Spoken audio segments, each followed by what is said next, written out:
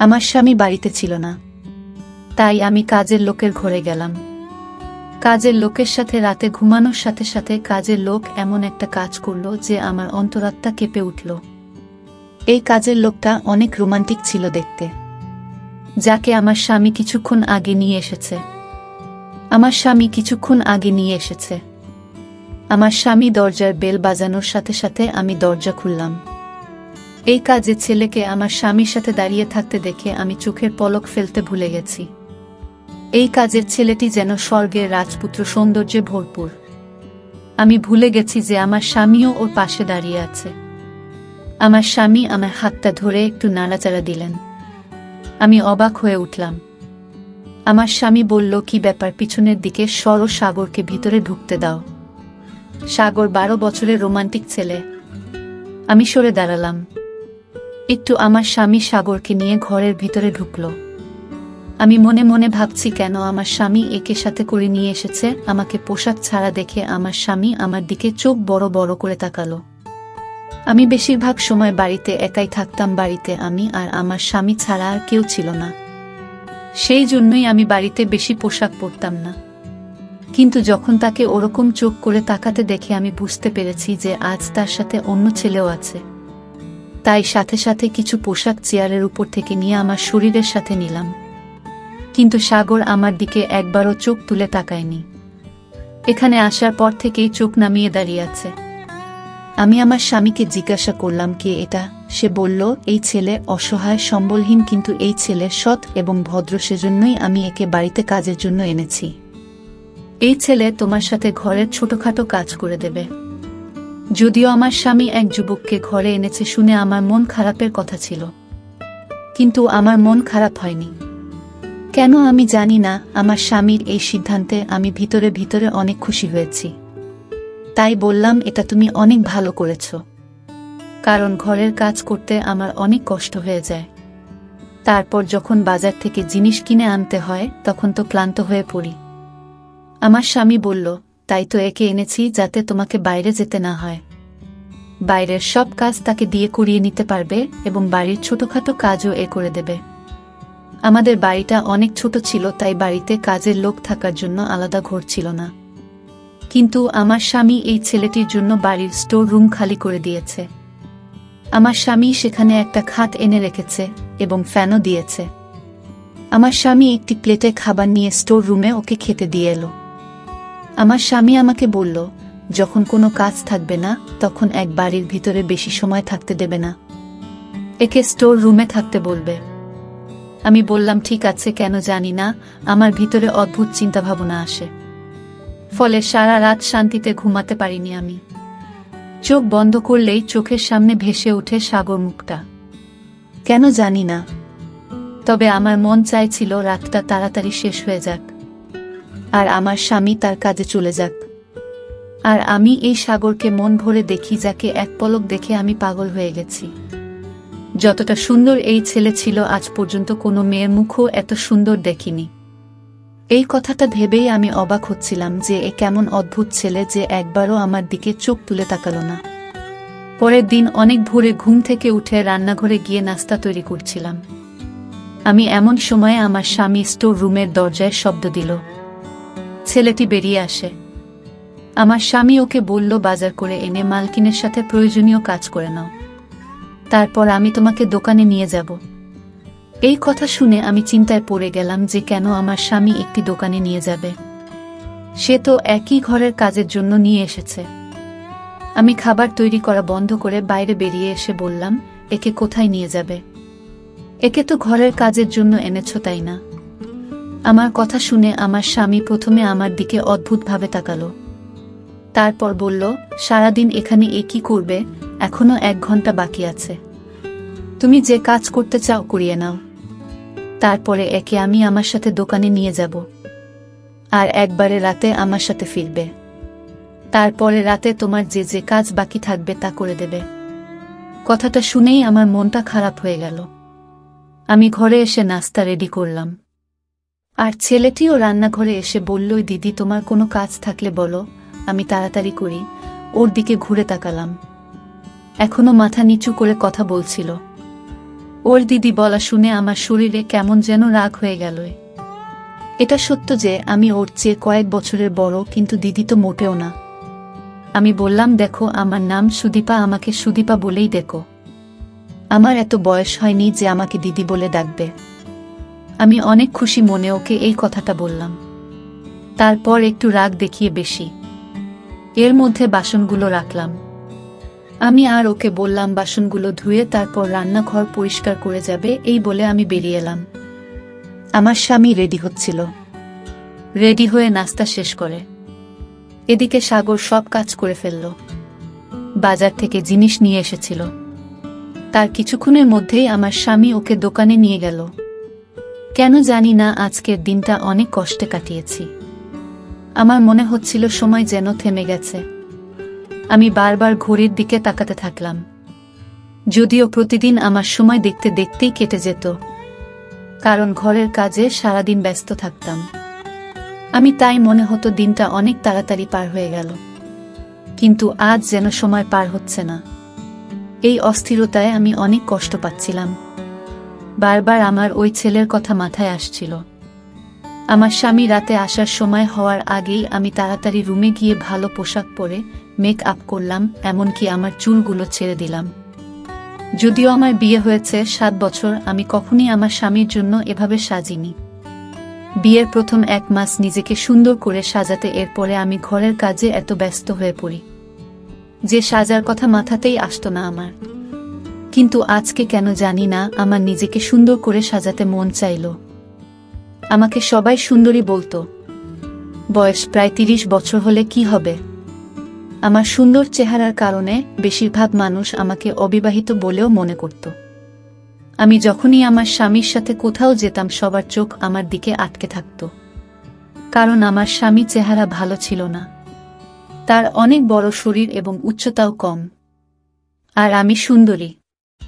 সেজন্যই আমার কাজের ছেলে সাগরের চেহারা দেখে আমার মনের মধ্যে কেমন যেন হচ্ছে, আমার মনের ভিতরে গোলাপ ফুল ফুটে উঠল। রাতে আমার স্বামী ঘরে ঢোকার সাথে সাথে আমাকে দেখে অবাক হয়ে গেল, কিন্তু আমার চোখ শুধুমাত্র সাগরের দিকে। আমি অনেক কষ্টে সারাটা দিন পার করেছি, কিন্তু একটা অদ্ভুত ছেলে, কারণ ও আমার দিকে একবারও চোখ তুলে তাকায়নি। আর এটা আমাকে ভিতর ভিতর আরও কেমন করে তুলল। কিন্তু আমার স্বামী আমাকে দেখে অনেক খুশি। খাওয়া দাওয়ার পরে বলল, সুদীপা, চলো তোমাকে নিয়ে লং ড্রাইভে যাই। তোমাকে দেখতে অনেক সুন্দর মনে হচ্ছে। কিন্তু আমি তো তার জন্য সাজিনি। যার জন্য এত কষ্ট করে সাজালাম সে আমার দিকে একবারও চোখ তুলে তাকালো না। আমি চেয়েছিলাম ও আমাকে দেখুক এবং আমাকে দেখার পর তো অবাক হোক, কারণ আমিও দেখতে কম সুন্দরী। কিন্তু অত সোজা স্টোর রুমে চলে গেল। আমি আমার স্বামীকে বললাম, আমার মাথা ব্যথা করছে, আমি কোথাও যেতে পারবো না। এই বলেই আমি আমার রুমে চলে এলাম। আমি হাতের চুড়িগুলো খুলে সামনে ড্রেসিং টেবিলে রাখলাম এবং মেকআপ তুলে পোশাক পরিবর্তন করে ফেললাম। আমি শুয়ে শুয়ে ভাবতে থাকলাম কিভাবে এই ছেলের মন জয় করব। আমার মাথায় একটা আইডিয়া এলো, তাই আমার স্বামীর ওঠার আগেই আমি ছাদে চলে গেলাম। ভিজে পোশাক শুকোতে দিতে গিয়ে ইচ্ছাকৃতভাবে আমার পা মুড়িয়ে নিলাম, আর ব্যালেন্স রাখতে না পেরে সিঁড়ি দিয়ে নিচে পড়ে গেলাম। আর আমার পা খারাপভাবে ব্যথা পেল। যা আমি ভেবেছিলাম ঘটনাটা তার বিপরীতে হয়ে গেল। আমি চিৎকার করে কাঁদতে থাকলাম। আমার স্বামী এবং সাগর দুজনেই ঘর থেকে দৌড়ে বেরিয়ে হলো। আমার স্বামী আমাকে ছাদের সিঁড়ির নিচে পড়ে থাকতে দেখে জিজ্ঞেস করল, কি হয়েছে? আমি বললাম, আমার পা ভেঙে গেছে। সে আমাকে হাত ধরে দাঁড় করানোর চেষ্টা করলে আমি চিৎকার করে উঠলাম, আমি সত্যি সত্যি আমার পায়ের হাড় ভেঙে গিয়েছে। আমার স্বামী আমাকে উঠিয়ে গাড়িতে করে হাসপাতালে নিয়ে গেল। ডাক্তার আমাকে বললেন যে আমার পায়ের হাড় ভেঙে গেছে, তাই পায়ের উপরে প্লাস্টার দেওয়া হলো। আমাকে বাড়িতে এনে বিছানায় শুয়ে দিল।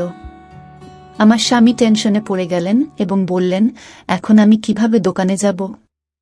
সাগরকে দোকান চালাতে পাঠিয়ে দেয়। তারপরে আবার বললেন, সাগর দোকানে যাওয়ার কদিনই বা হলো, ও কি দোকান চালাতে পারবে?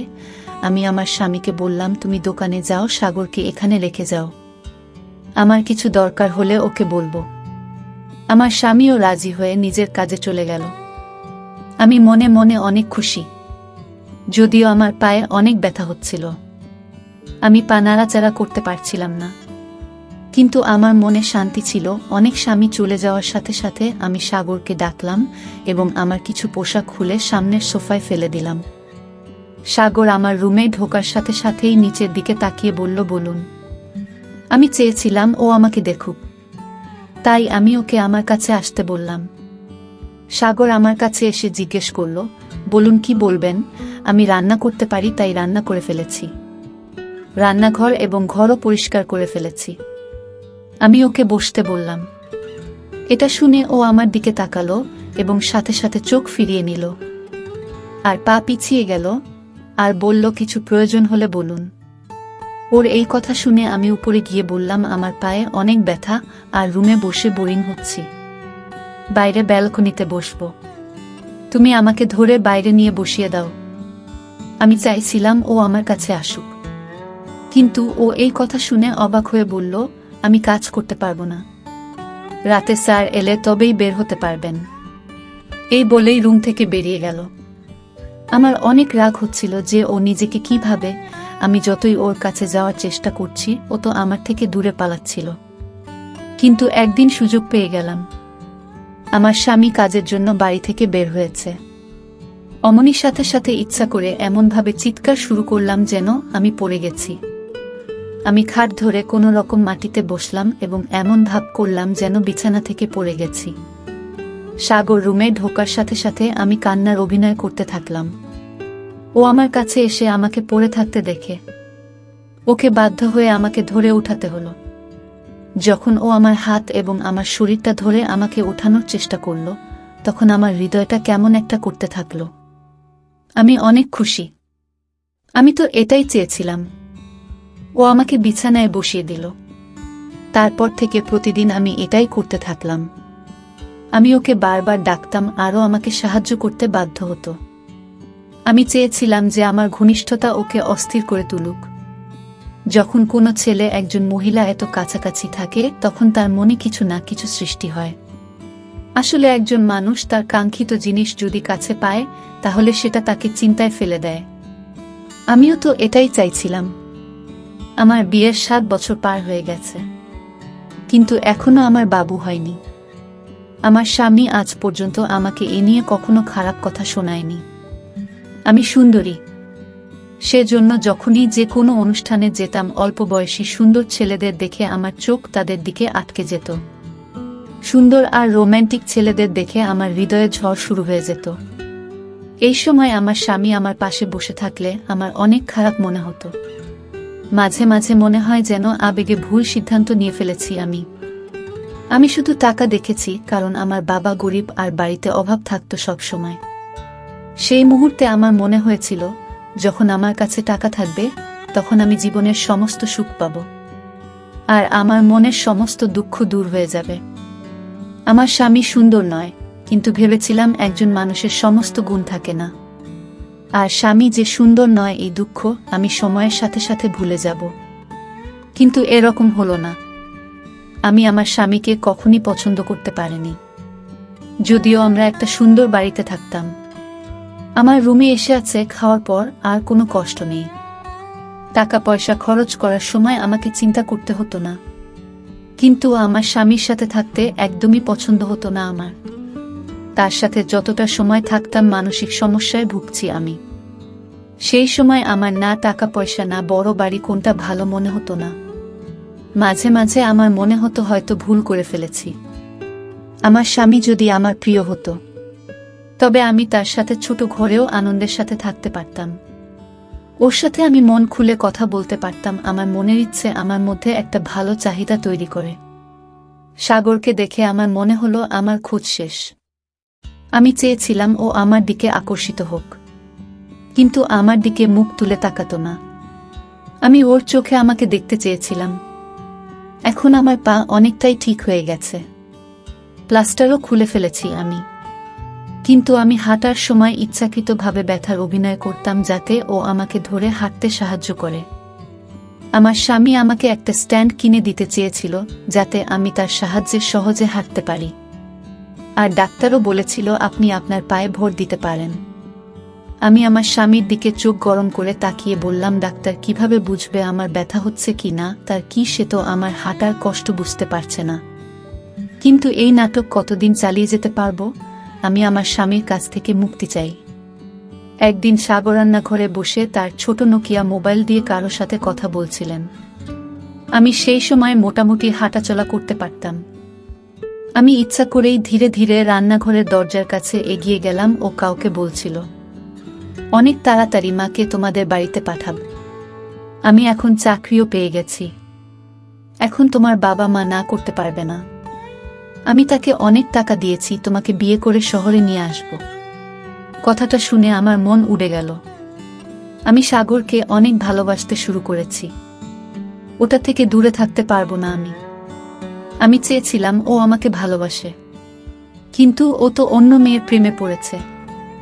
আমি আস্তে আস্তে আমার রুমে এলাম। এই সময় আমার কিছুই ভালো মনে হচ্ছে না। আমার মনে হচ্ছিল মেয়েটা আমার সামনে এলে ওকে শেষ করে ফেলব। সাগর আমাকে ছাড়া অন্য কোনো মেয়েকে কিভাবে ভালোবাসতে পারে? আমি আয়নায় নিজেকে দেখলাম, আমি অনেক সুন্দরী। এটা কিভাবে সম্ভব যে সাগরের আমাকে ভালো লাগে না? আমি ছাড়া অন্য কোনো মেয়ের দিকেও কিভাবে তাকায়? তারপরে আমার মাথায় আসতে থাকলো, ওই মেয়েটা হয়তো অনেক সুন্দর, আমিও হয়তো তার মতো সুন্দরী না। সে যাই হোক না কেন, আমি সহ্য করতে পারছিলাম না। রাগে আমার চোখ থেকে পানি পড়তে থাকলো। আমি সাগরকে ডাকলাম। ও আমার রুমে এসে আমাকে নিজের পায়ে দাঁড়িয়ে থাকতে দেখে অবাক হয়ে বলল, আমাকে কেন ডেকেছেন? আমি বললাম, ভিতরে এসো, তোমার সাথে আমার কিছু কথা আছে। ঘরের ভিতরে এলে আমি ওকে বললাম, আমি তোমাকে ভালোবাসি। ও আমার এই কথা শুনে আমার মুখের দিকে প্রথমে বারবার তাকালো, সেটাও খারাপ চোখে। ও বলল, এ কথা বলতে আপনার লজ্জা করে না? আমি বললাম, তুমি হলে এত সুন্দর, এতে আমার কোনো দোষ নেই। তারপর আমি আলমারি থেকে অনেক টাকা বের করে ওকে দিলাম। এত টাকা দেখে অবাক হয়ে গেল। আমি বললাম, আমি তোমাকে টাকা দিয়ে ভরিয়ে দেব যদি তুমি আমার ইচ্ছা পূরণ করো। আমি শুধু এই অবধি বলেছিলাম, তখন ও আমার মুখে একটা থাপ্পড় দিল এবং বলল, আমি মালিককে সব কথা বলে দেব যে আপনার চিন্তা ভাবনা কি। আমি আপনাকে সবসময় বড় দিদির মতো ভাবি, আর আপনার আমাকে নিয়ে এসব ভাবতে লজ্জা করে না। আমি ওর থাপ্পড়ে এতটা ব্যথা পাইনি যতটা ওর দিদি ডাকাতে পেয়েছি। আমি বললাম যে আমি তোমার দিদি না, আমি তোমাকে ভালোবাসি। তোমার প্রেমে এতটাই পাগল হয়ে গেছি যে যে কোনো মূল্যে তোমাকে পেতে চাই। আর তুমি যে মেয়েকে বিয়ে করার কথা বলছিলে, আমি তোমাকে তা করতে দেব না। আর তুমি যদি আমার স্বামীকে আমার সম্পর্কে কিছু বলার চেষ্টা করো, তবে আমি তোমার সাথে কি করতে পারি তা তুমি কল্পনাও করতে পারবে না। আমি পাগল হয়ে গিয়েছিলাম, আর পাগলের মতো চিৎকার করে ওকে সব বলছিলাম। এই কথা শুনে সাথে সাথে ঘর থেকে বেরিয়ে গেলে পরের দিনও কি বলবে আমি তো ভেবেই নিয়েছিলাম। কিন্তু ও আমার স্বামীকে বলতে থাকলো, আমি আপনার কাজ করতে পারবো না। আমার স্বামী বলল, কেন পারবে না? তুমি কি বলছো জানো? তোমার সাথে আমার 2 বছরের কথা হয়েছে। আমার স্বামী আরো বলতে থাকলো, এই তো কদিন আগে তুমি কান্নাকাটি করছিলেন কাজ নেয়ার জন্য। এই 2 মাসে এমন কি হলো যে তুমি কাজ ছেড়ে দিতে চাও? সাগর বলতে থাকলো, আমি আপনাকে কারণটা বলতে পারবো না। আমার স্বামী ওকে বলল, ঠিক আছে, তোমাকে যে অগ্রিম টাকা দিয়েছিলাম তা ফেরত দাও। আমি তোমাকে কাজের জন্য 50,000 টাকা দিইনি যে তুমি 2 মাস পরে কাজ ছেড়ে চলে যাবে। তুমি অনেক ভালো ছেলে বলে তোমাকে আমি বাড়িতে রেখেছিলাম। তুমি বাড়িতে থাকলে আমার স্ত্রী নিরাপদে থাকবে, এটা আমি নিশ্চিত ছিলাম। সেজন্যই তোমাকে দেখেছিলাম। যাই হোক, কালকে শহরের বাইরে যাচ্ছি। 3 দিন পর ফিরব, সেজন্য তোমাকে 3 দিন ছুটি দিতে পারবো না। আমি ফিরে এলে চলে যেও, আর আমার টাকাও ফেরত চাই। আমার স্বামী 3 দিনের জন্য কোথাও যাবে। এটা শুনে আমি অনেক খুশি হলাম। এই 3 দিন আমি সাগরকে দিয়ে আমার ইচ্ছা পূরণ করতে পারবো। কিন্তু কথাটা শুনে সাগর অনেক টেনশনে পড়ে গেল। পরের দিন আমি আমার স্বামীর ব্যাগ গুছিয়ে দিলাম। আমার স্বামী যাওয়ার সময় আমাকে বলল, এর দিকে খেয়াল রেখো যেন পালিয়ে যেতে না পারে। পুরো 50,000 অগ্রিম দিয়েছি আমি। এর খুব প্রয়োজন ছিল। এর শ্বশুর তার মেয়ের বিয়ে অন্য কারো সাথে দিয়ে দিত, তাই 50,000 টাকা দিয়ে সেখানের বিয়ে পাকা করে আসে। এখন আমি বুঝতে পারছি কেন এ আমাদের এখানে কাজ করে। আমার স্বামী চলে গেল, আর সাগরও দোকানে চলে গেল। রাতে যখন সাগর বাড়ি ফিরে এলো তখন আমি সেজে ওর সামনে দাঁড়ালাম। আমাকে দেখে ওর মনোভাব পরিবর্তন হয়ে গেল। এরপর সোজা স্টোর রুমে গিয়ে ভিতর থেকে দরজা লাগিয়ে দিল। আমি এটা দেখে ওর উপরে রেগে গিয়ে বললাম, তাড়াতাড়ি দরজাটা খোলো। সাগর বলল, তুমি এখান থেকে যেতে পারো। আমি দরজা খুলব না। আমি অনেকক্ষণ ওর দরজার সামনে ছিলাম। তারপরে ক্লান্ত হয়ে ঘরে ফিরে এলাম। ওর উপর আমার অনেক রাগ হচ্ছিল। রাত 12টার দিকে আমার মাথায় হঠাৎ খেয়াল হলো যে আমার কাছে তো স্টোর রুমের চাবি আছে। আমি দেরাজ থেকে স্টোর রুমের চাবি বের করে অনেক আস্তে আস্তে স্টোর রুমের দরজা খুললাম। সামনের খাটের উপর মুখে চাদর দিয়ে সাগর ঘুমাচ্ছিল। আমি আস্তে আস্তে স্টোর রুমের দরজা বন্ধ করে ঘাটের উপরে ওর পাশে গিয়ে শুয়ে পড়লাম। ঘরে হালকা অন্ধকার ছিল। আমি ওকে ধরতেই যে শব্দ শুনলাম তা আমার মন কাঁপিয়ে দেওয়ার জন্য যথেষ্ট। আমি সাথে সাথে উঠে বসলাম। একটা টর্চের আলো আমার মুখের উপর পড়ল। তার আলোয় আমি দেখতে পেলাম যে লোকটা খাট দখল করে আছে সে আর কেউ না, আমার স্বামী। এটা দেখে আমি অবাক হয়ে গেলাম। আমার স্বামী বলল, সাগর আমাকে তোমার ব্যাপারে সব কথা বলেছে এবং আমি মিথ্যা বলেছিলাম যে আমি অন্য শহরে যাচ্ছি। আমি তোমার সত্যিটা দেখতে চেয়েছিলাম। আমি কাঁদতে থাকলাম। আমার স্বামীর সামনে আমার সব সত্যটা বেরিয়ে গেছে। সে আমাকে ছেড়ে দিল আর সকালে আমাকে বাপের বাড়িতে ফিরে যেতে বলল, আর বলল আমিও সুন্দরী মহিলার সাথে আমার জীবন কাটাতে পারি, কিন্তু খারাপ মহিলার সাথে না। একজন স্বামী তার স্ত্রীর শখ পূরণের জন্য সারাদিন কঠোর পরিশ্রম করে এবং সে স্ত্রীর কাছ থেকে বিশ্বস্ততা আশা করে, নইলে টাকা দিয়ে তো যে কোনো খারাপ মহিলা বিছানায় যেতে রাজি হয়ে যায়। আমি সবকিছু হারিয়ে ভাবছি যদি আমি আমার চরিত্রটা ঠিক রাখতাম, যেমনটা সাগর একজন ছেলে মানুষ হয়েও রেখেছিল। তো বন্ধুরা, এই ছিল আজকের গল্প। আশা করি গল্পটি অনেক ভালো হয়েছে। যদি ভালো লাগে ভিডিওটিতে লাইক করবেন। সবাই ভালো থাকবেন। ধন্যবাদ।